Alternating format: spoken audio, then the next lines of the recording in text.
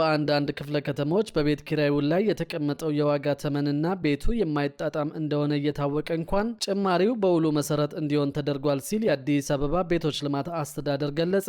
የአስተዳደሩ የቢሮ ኃላፊ ወይዘሮ ቅድስት ወልደ ጊዮርጊስ እንደገለጹት የ11.5 በመቶ የዋጋ ጭማሪ የተደረገው ውሉ ላይ በተቀመጠው እንጂ በደበቃችሁት ላይ አይደለም ሲሉ ከአከራይ ተከራይ ተወካዮች ጋር በተደረገ ውይይት ላይ ተናግረዋል። ሰኔ 30 ጀምሮ የሚተገበረው የቤት ኪራይ ዋጋን በተመለከተ የአዲስ አበባ ከተማ ዓመታዊ የመኖሪያ ቤት ኪራይ ዋጋ መተመኛ ጥናቱን ለውይይት አቅርበዋል።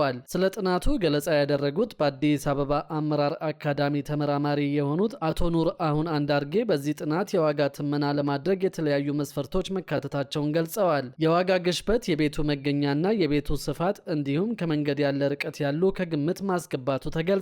ተመራማሪው ጥናቱን ለማድረግ በከተማው ያለውን የህዝብ ቁጥር ለማወቅ አስቸጋሪ እንደነበር በመግለጽ የህዝቡ ቁጥር መብዛት የፍላጎትና አቅርቦት አለመመጣጠን ፈጥሯልም ብለዋል።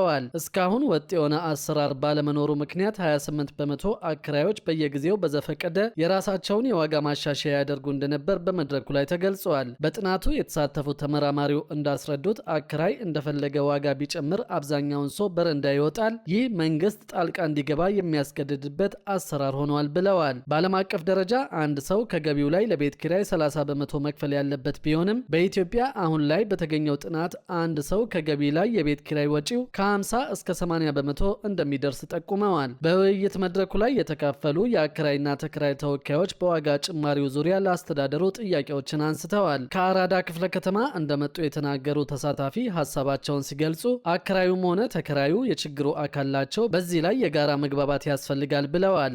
የ11.5 በመቶ የዋጋ ጭማሪው ለአከራዩም ሆነ ለተከራዩ የዋጋ ተመኑ ሚዛናዊነት ላይ ጥያቄም አንስተዋል። ሌላኛው ከኮልፌ ቀራኒዮ ክፍለ ከተማ እንደመጡ የገለጹ ተሳታፊ በበኩላቸው በቤት ኪራይ ዙሪያ በአከራይና በተከራይ በኩል የመደባበቅ ሂደቶች አሉ። ይህንን ግልጽ ማድረግ ካልተቻለ ፍትሐዊ የአከፋፈል ስርዓት ማምጣት እንደማይቻል አንስተዋል። በመድረኩ የ11.5 በመቶ ዋጋ ጭማሪ በመሃል ከተማና በማስፋፊያ አካባቢዎች ለምን እኩል ይጨምራል?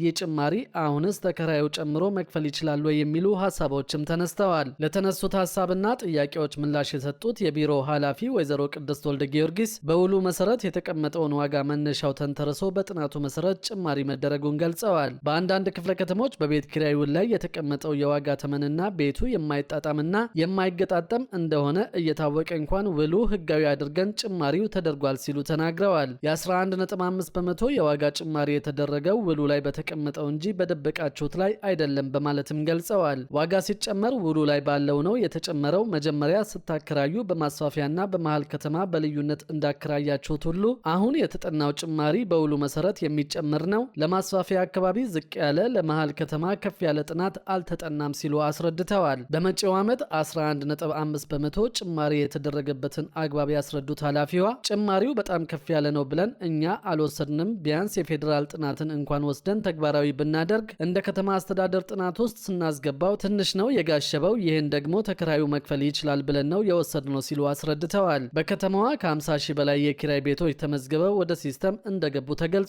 በሌላ በኩል ደግሞ የአውሮፓው ግዙፍ የአቪዬሽን ተቋም ኤርባስ በቅርቡ ባወጣው ሪፖርት የኢትዮጵያ አየር መንገድ አፍሪካን ከለንደንና ዱባይ ከመሳሰሉ ከተሞች ጋር በሚያገናኙ መስመሮች ላይ የመካከለኛው ምስራቅና የቀጠናውን ተቀናቃኝ አየር መንገዶች በመብለጥ የገበያ ድርሻውን በከፍተኛ ሁኔታ እያሳደገ መምጣቱን አስታውቀዋል። በሪፖርቱ መሰረት አየር መንገዱ ከዚምባብዌ ሃራሬ ወደ ለንደን ጋትዊክ የጀመረው ቀጥታ በረራ እጅግ ስኬታማ በመሆኑ የኤምሬትስ አየር መንገድን በመብለጥ ቀዳሚው ተመራጭ መሆንም ችሏል። በተመሳሳይ ከካሜሮን ዱዋላ ወደ ዱባይ በሚደረገው በረራ የሩዋንዳ አየር መንገድን በገበያ ድርሻ እንደበለጠ ተጠቅሷል።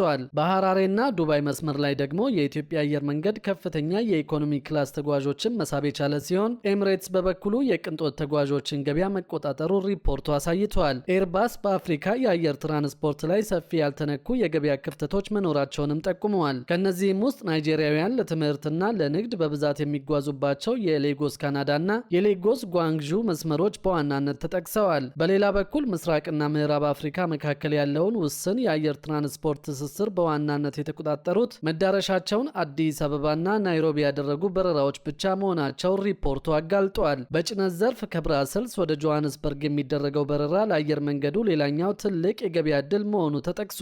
በተለይም የደቡብ አፍሪካ የግብርናና የስጋ ምርቶችን ወደ አውሮፓ ገበያ ለማቅረብ አየር መንገዱ ሰፊ ዕድል እንዳለው ተገልጿል። ገልጿል። በሌላ በኩል ደግሞ